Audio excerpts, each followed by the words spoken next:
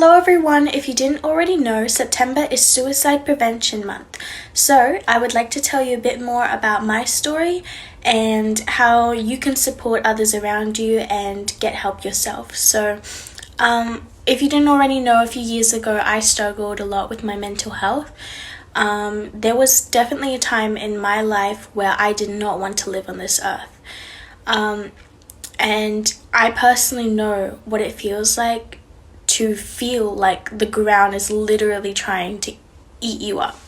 And I know that may sound a bit dark, but I'm sure a lot of you may know that feeling. So I want to let you know that it's temporary, and I know you've probably heard this many times before, but I'm here to tell you again, because the only way that you will be able to reach out and get the help that you need and start the healing process is if you first believe that it is possible, which it definitely is. From my story and from many others, that doesn't last, and it always gets better, especially if you are trying to get help and if you are accepting help from others and if you're reaching out for help.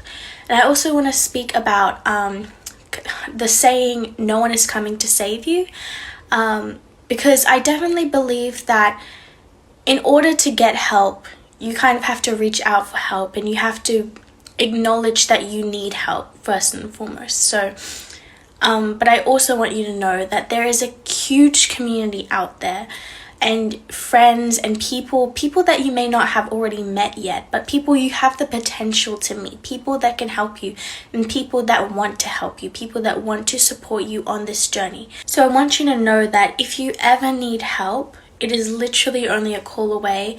In Australia, I know we have things like Kids Helpline if you're like my age, or Lifeline, Beyond Blue, different organizations that you can call, or there are resources on their websites as well.